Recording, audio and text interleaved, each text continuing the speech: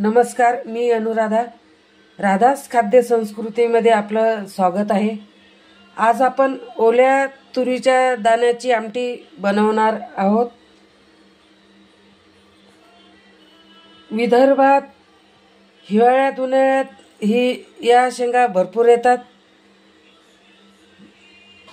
दाण्यांची भाजी ही रुचकर अशी लागते. तर याला लागणारे साहित्य पाहू आपण. इथे 2 वाट्या तुरी घेतलेल्या आहेत, सोलून भाजूनही घेतल्यात. शेंगदाणे घेतलेत, अर्धी वाटी भाजून घेतलेत. खोबरं 1 वाटी, ते पण भाजून घेतले. लसण 7 ते 8 पाकळ्या, कढीपत्ता आणि कसुरी मेथी. कसुरी मेथीनेही आमटी रुचकर लागते.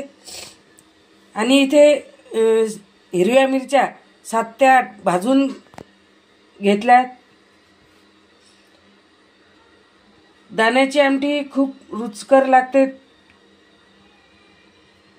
आता हे सर्व आपण मिक्सरमधून काढून घेणार आहोत. तर हे सर्व मिश्रण तयार आहे. जास्त बारीकही करू नये. अशा पद्धतीने हे मिश्रण तयार आहे. खेड्यात किंवा शहरात ही आमटी बनवल्या जाते. प्रत्येक घरी फोडणी देण्याची पद्धत वेगळी असते.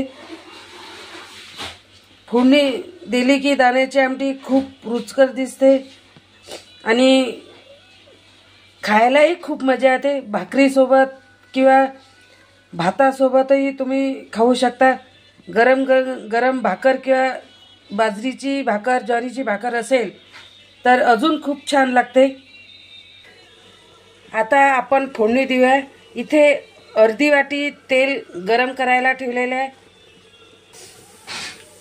इथे जिरं आणि मोहरी टाकली आहे, तडतड होऊ द्यायची. तसं मिक्सरमधून मी लसण बारीक केलेला आहे. तुम्ही पुन्हाही बारीक करून कुटून तुम्ही टाकू शकता याच्यामध्ये. याच्यात कसुरी मेथी टाकलेली आहे. किंचित अशी हळदही टाकायची. हळद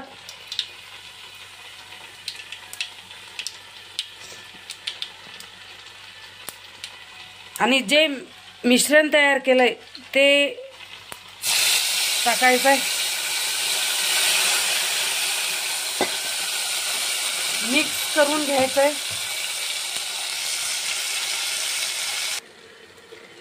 चला तर इथे आमटी तयार आहे. याला 1 ते 2 उकळी येऊ देऊ. चवीनुसार मीठही टाकायचं आहे. याला उकळी आलेली आहे. गॅस बंद केलेला आहे.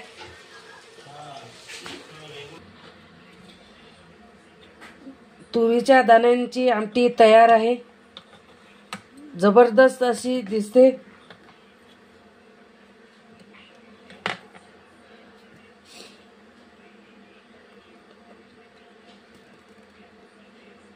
पारंपरिक जे आहे ते या पद्धतीने सूप म्हणून पिऊ शकता किंवा भातासोबतही खाऊ शकता.